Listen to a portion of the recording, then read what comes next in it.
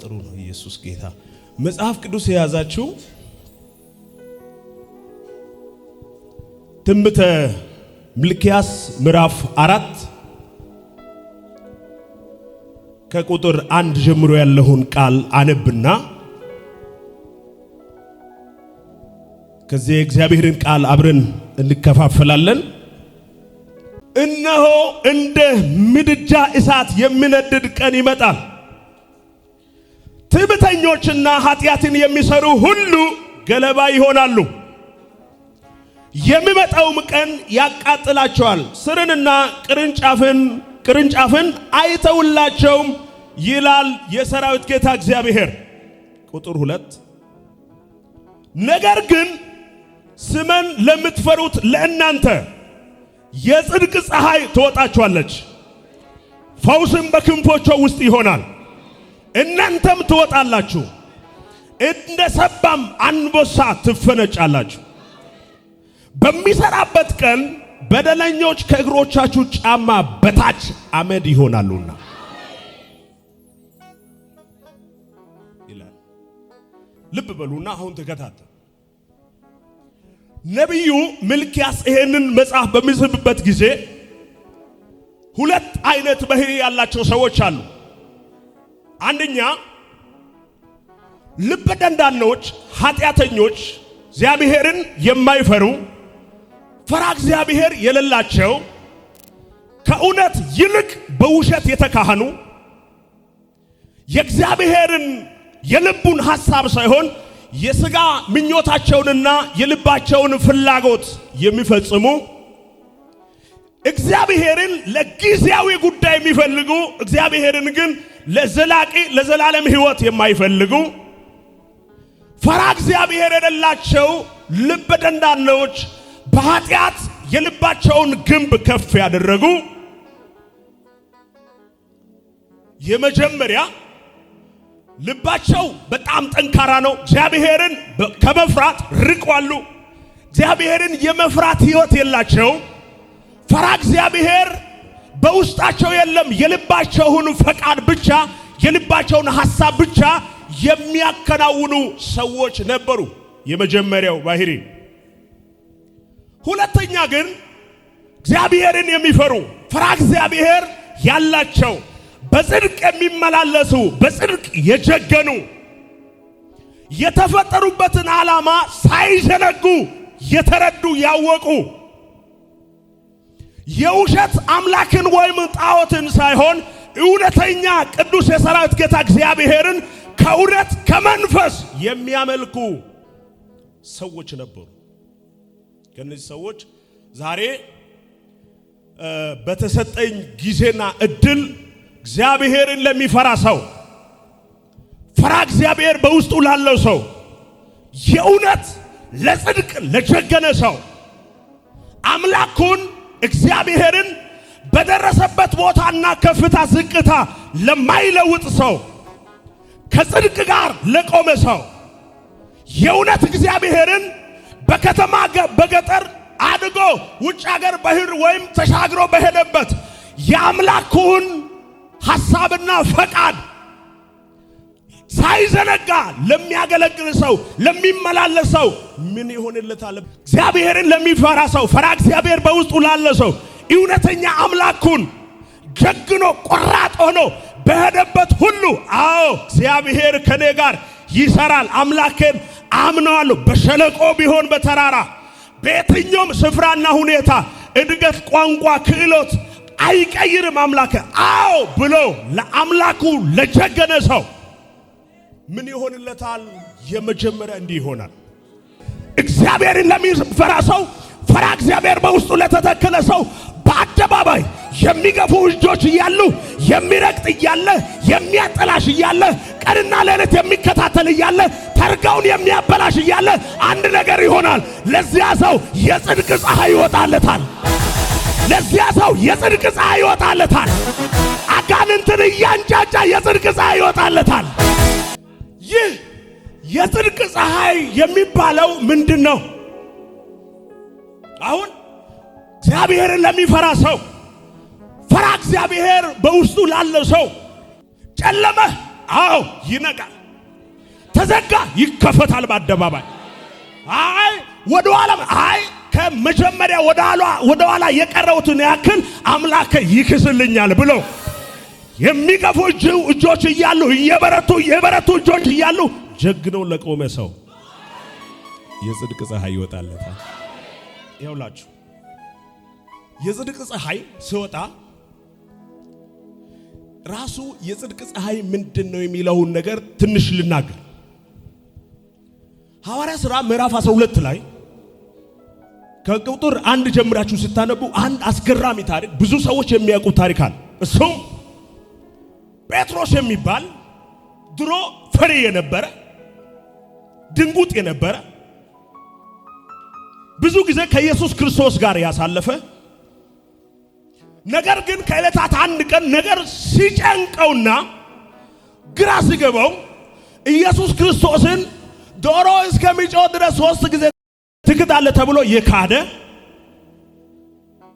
አንዲት አሮጊት እንደው ይሄን ከዚያ በኩል ያለውን ሰው ከኢየሱስ ክርስቶስ ጋር አይቻለሁ ብላ ብትናገር በፍጹም የምትዩን ሰው አላቅም ያለ ሰው ከዕለታት አንድ ቀን የሚያጀግን መንፈስ ሐዋርያ ሥራ ምዕራፍ 2 ላይ ወረደበት።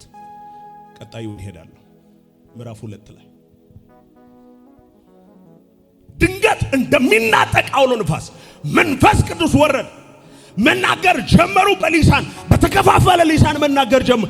የሚሆኑ ነገር በቃ የሆነ ተርጋ የሌለውን ነገር መሆን ሲጀምሩ ከብዙ ሀገራት የመጡ ከ120 ሀገር በላይ የመጡ ሰዎች ከደጃፍ ቆሞ ከአጥር ውጭ ቆሞ እነዚህ ሰዎች የሆነ ነገር ሳይጠጡ አይቀርም በሰላም አይደለም ሲባል እሱ ቅድም መጀመሪያ ኢየሱስ ክርስቶስን የካደ ሰው ነው ጴጥሮስ።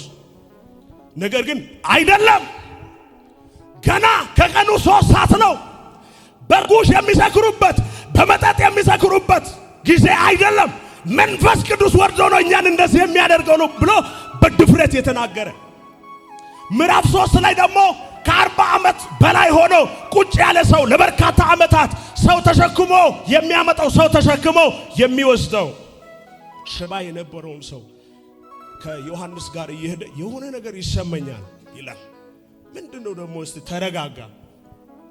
ምንድነው የሚሰማ? አይ አላቅም፣ የሆነ ነገር እየተሰማ ምንድነው? ይህ ሰው ቆይ ከኛ ጋር ሄዶ ወደ ቤተ መቅደስ ገብቶ ምን ነው ቢያመልክ እግዚአብሔርን ከኛ ጋር ቢያወድስ ስል እስቲ ተረጋጋ እያለ ከሱ ጋር የነበረ ዮሐንስ ትንሽ አይደለም አንተ ሰው ትኩር ብለህ ወደኛ ተመልከት፣ ብርና ወርቅ የለም ያለውን ግን ሃሌሉያ ያለውን ግን እንሰጣለን በናዝሬቱ በጌታ በኢየሱስ ስም ተነሳና ተመላለስ ብሎ ቀኝ እጁንም ይዞ አስነሳ።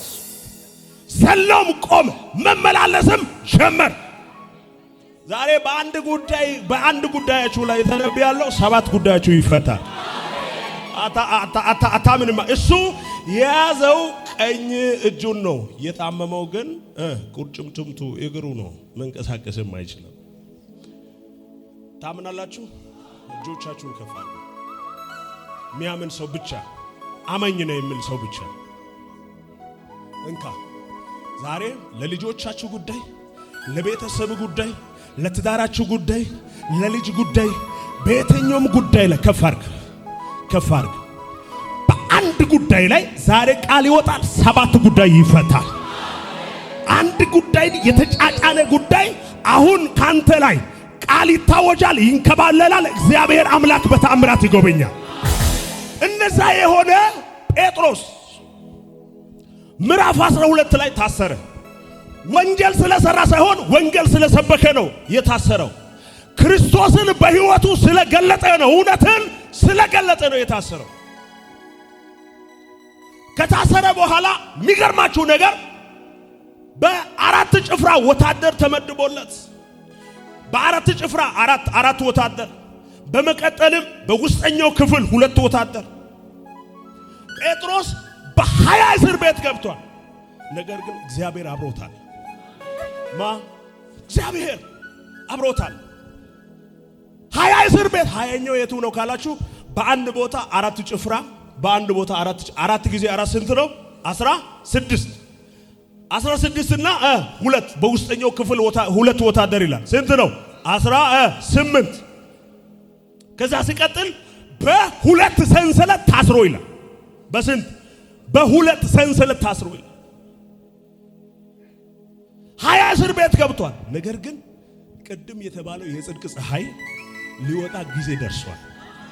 ታስሮ እሱ እያለ በእስር ቤት ታስሮ እያለ 20 እስር ቤት 18 ወታደርና 2 ሰንሰለት እየጠበቁ እያሉ ድንገት ግን ከ18ቱ ወታደር ከ2 ሰንሰለት ጉልበትም የሚበልጥ ኃይል ከሰማይ መጣ። የጽድቅ ፀሐይ ማለት ነው። ክብር ይሁን። ፀሐይ ወጣለት እነ ሲባል እርሱ በነበረበት ቦታ ላይ ነገ ሞት ይጠብቃል። ነገ ከባድ ውርደት እሱን ይጠብቃል። ከንጉሥ ከቤተ መንግሥት ደብዳቤ ወጥቶ እየተጠበቀ ነው ያለው ጴጥሮስ። ድንገት ግን የጽድቅ ፀሐይ ወጣለት። ነገር ግን የሚገርማችሁ ነገር በነበረበት ቦታ ላይ ታላቅ ምን ብርሃን በራይ። ብርሃን ሲበራ ገደሉን ነካና መልአኩ አነቃው። ብድግ በል፣ ጫማህን አጥብ፣ ልብስህን ልበስ። የሚያደርገው ሁሉ ሕልም ይመስለው ነበር። ነገር ግን ወደ ተነገረለት እግዚአብሔር አምላክ ወደ ተናገረው ምዕራፍ እየሄደ ነው። መልእክት አለኝ። ዝግጁ ናችሁ? ቀኝን ስጠኝ። ላንተም ይሁን ለሚያዩም ይሁን ሕልም እየመሰለ ነገር ግን ወደ ተስፋው ወደ ተነገረልህ በጌታ በኢየሱስ ስም ጠጋ ብለሃል። አንድ ጊዜ አንጩሁና ከኔ ጋር ጠጋ ብያለሁ በሉት። ታላቅ ምን ብርሃን በራ። ከሰው ያልሆነ ከመንግስት ያልሆነ ከሳምበዲ ያልሆነ ታላቅ ብርሃን ከእግዚአብሔር ዘንድ ምን ሆነለት? በራለት፣ ወጣለት። ከዛ ሕልም ይመስለው ነበር፣ ነገር ግን እየሄደ ነው። በናዝሬቱ በጌታ በኢየሱስ ክርስቶስም እግዚአብሔር አምላክ እንዲህ ያደርጋል። ከሚጠባበቀው ውርደት እጁ ይቀድማል። ከሚጠባበቀው ኪሳራ እጁ ይቀድማል። ሕልም እየመሰለ እግዚአብሔር አምላክ አደባባዩን ይሰጣል። ሕልም እየመሰለ ጠላቶችን ግራ በሚያጋባ ታምራት እግዚአብሔር ይጎብኝሃል። ሕልም እየመሰለ እግዚአብሔር አምላክ እንደተናገረ እንደ ቃሉ ወደ ተናገረልህ ከፍታ በጌታ በኢየሱስም ያስረግጣል።